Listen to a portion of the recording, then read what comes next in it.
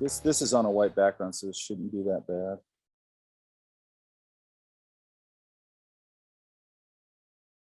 And hopefully my computer's not going to get any trouble here. I was wondering if you could show overlays too, because I have this, one of the photos is like butterflies that I thought would be a cool overlay, but I wasn't really sure how to go about doing something like that. Okay, hang on.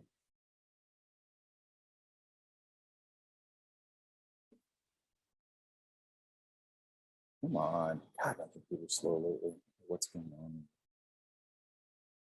It didn't used to be this slow. This is a high-res file, so that's probably part of it. But let's res it down. I want to res it down to 72. And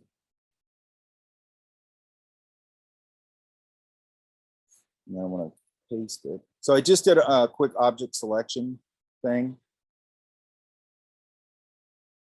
And here he is.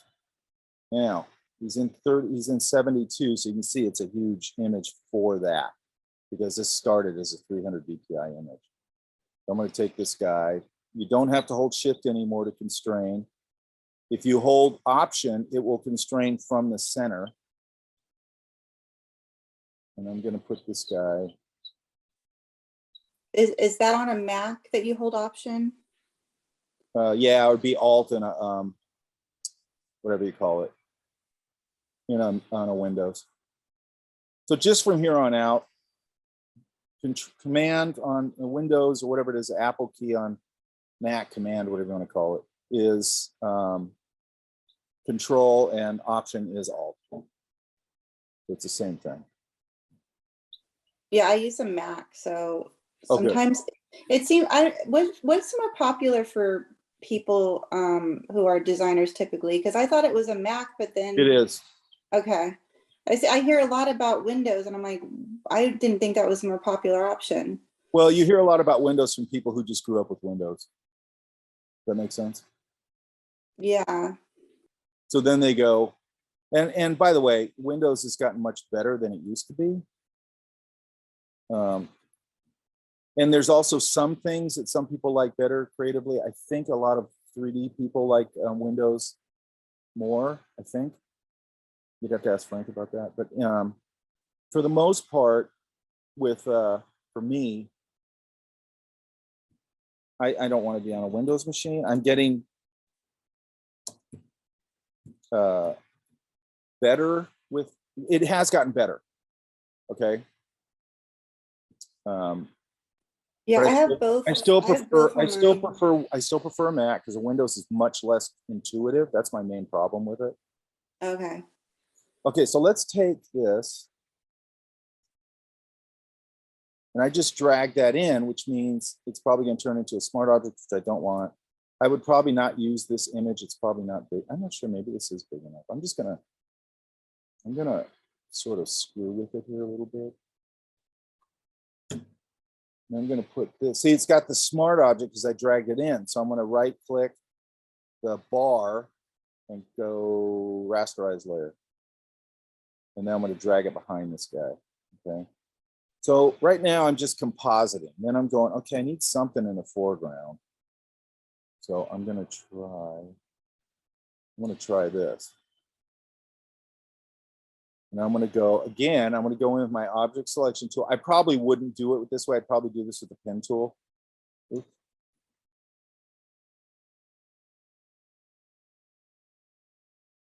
So I'm going to go to the object selection tool. I'm going to pick my lasso so I can be a little more close to what I'm trying to pick here. I just screwed it up, so let's hope it doesn't totally screw it up.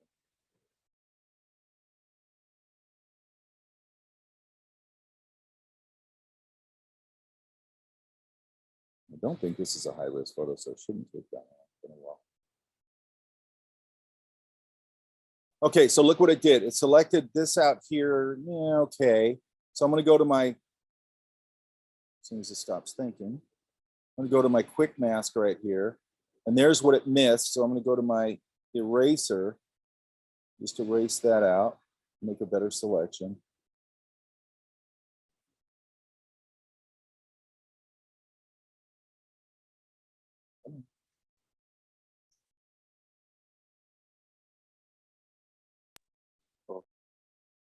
And then I'm going to go up here where it didn't get some stuff, and I would finesse this much more than I'm doing. And I grab my brush and I'm going to paint in that mask a little more. It didn't get it. So this Does is that always show as red when you have? yeah, I think you can change the color if you want. Because that probably explains, because I've been having an issue where I didn't select red anywhere and it's always showing red and I'm like, I don't know how it's red. So maybe that's why I'm getting. Are you in quick mask? Maybe I was inadvertently at some point. Yeah, sometimes people not intentionally these things on. Okay, so now I click it again and I'm out, and now I got a selection. So I'm going to go Command C, come back over here and go Command V.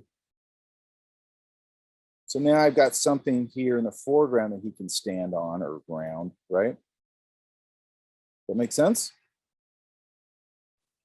Yeah, I mean, you make it look really easy, but it actually, this part of it is, and you guys will think it is too at some point. It's just, I've been doing it 100 years, and you guys are going to get better at this than me probably fairly quickly, to be honest. Now, this little area in here, I would select out.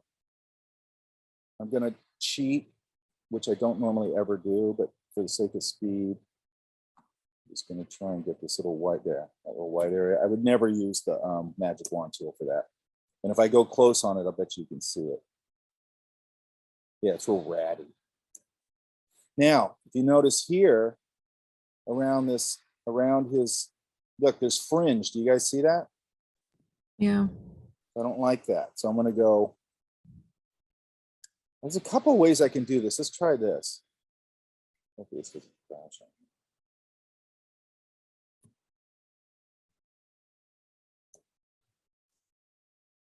Let's try going to layer matting, because that's what that is. And I'm going to go remove white matte.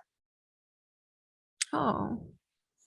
And whether or not it'll do it a little sometimes. Sometimes it does it really great. Sometimes it's it's a little bit. Remove white matte again. We could defringe. I'm going to go not enough. So now I'm going to select this whole guy. I'm going to go to filter, or I'm sorry, select, modify, contract. And I'm going to contract 2 pixels. Let's see what that looks like. That's probably a little too much. So let's go 1. Select 1 probably. Which is weird. You think it'd be more. Then I'm going to go invert. I'm going to go up to select, inverse, and go.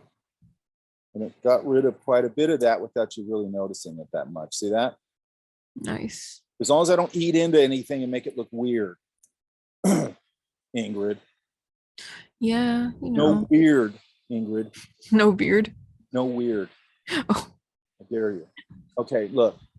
Now I'm going to come here and go, because this is me, just so you guys know.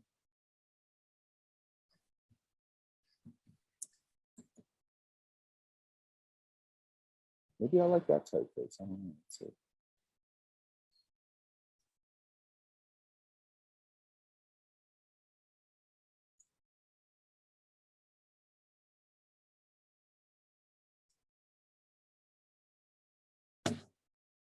Maybe it needs a little more top room, which I normally wouldn't do because it's going to get too vertical, but that's okay. Maybe I want to put it behind his head a little bit. I like the, overlap. Oh, what happened? And then let's go. Let's just pick a random color. Actually, just pick the color, one of the colors back here. Just for the hell of it. And let's go boom, boom. And I'm just going to flip these swatches right here, and it'll change the color right there. And then I'm going to go, is there an overlay that looks cool here? Sometimes it'll completely change the color in an interesting way. That's, I don't want it to be obvious. That's kind of interesting.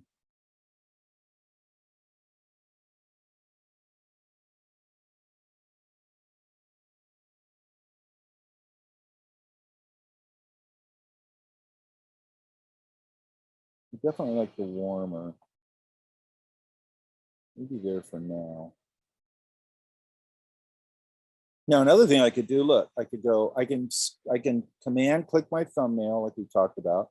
I'm going to go back to filter, or I'm sorry, select, modify. And this time I'm going to go, oops, not contract.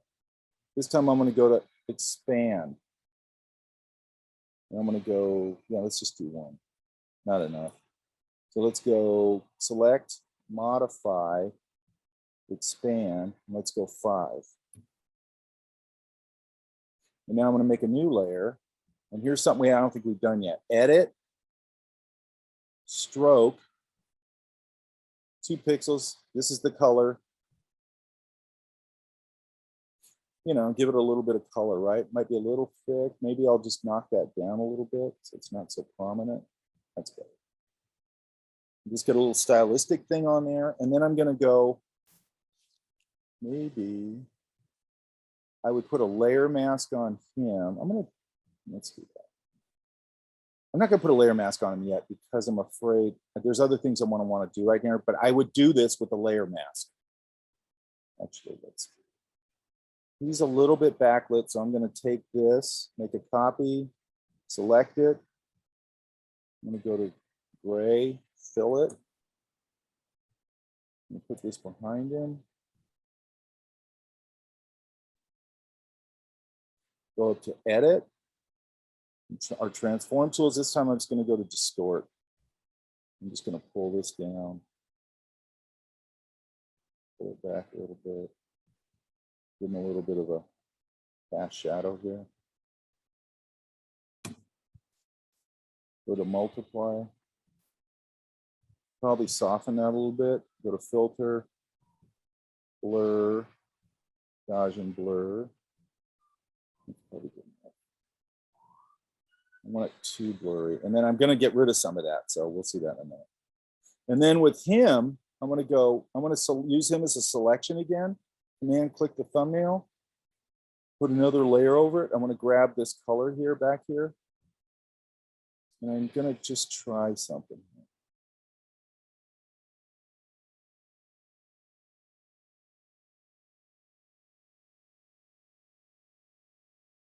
So I'm going to warm up his lower half. It's a little bit of a designing thing, but it's also a little bit of a, maybe some of the lights bouncing off the ground. Maybe there, and I'm going to pull it way back. And then I'm going to do one more. I'm going to make a selection of him again. I'm going to go over the top of this. Maybe just light him a little bit. He's getting some light. Will this There we go. demonstration be on the YouTube Yes. video? Okay, thank you. Okay, so I just put some more of that color on him. So now you notice how he's sitting in that light a little better. Yeah. Now let's go down here. Now I'm going to do something I don't normally. Oh yeah, I'm going to pick. I should be working on all these non-destructively, but I'm doing it quickly. Okay, so work non-destructively. I'm going to flatten those layers. I'm going to turn these off because I'm going to come down here and let's go. Oh, layer mask. Let's go to layer mask. Let's go down here. And I'm going to grab my black brush. Put that leg behind that rock. So now we got overlap, right? Yeah. Yeah. And here's another thing. The rocks actually don't look bad in this environment, so let's make a copy of them. Because usually when you're at sunset, this stuff is bathed in light, in warm light. So I would do this on an adjustment layer, but I'm just going to do it. I'm going to go here and just saturate this a little bit. That's actually not bad, just like that. Now, normally I might have to go make a selection, again, make another layer sometimes, fill it, find an overlay. You know, if I want to make it more surrealistic, I could push it a lot further. I'm going to reduce the value on it, or that's not too bad. You know, if I want to get super whatever. I could use my glow filter on this. I'm not going to use it. I'm going to do a little different trick here. So I'm just going to fill this shape behind him. And I have to get rid of that little leg part. I'll do that in a minute. But I'm just going to go up here and blur it. I'm going to go blur, Gaussian blur. Just get a subtle blur on him, or a subtle outer glow. And then I'm going to actually, that's really subtle, and that's fine. And I'm going to go Command U. I'm going to try a different color.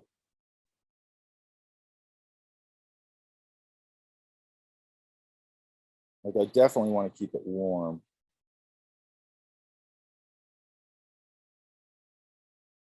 But maybe there, that's subtle enough. And then down here,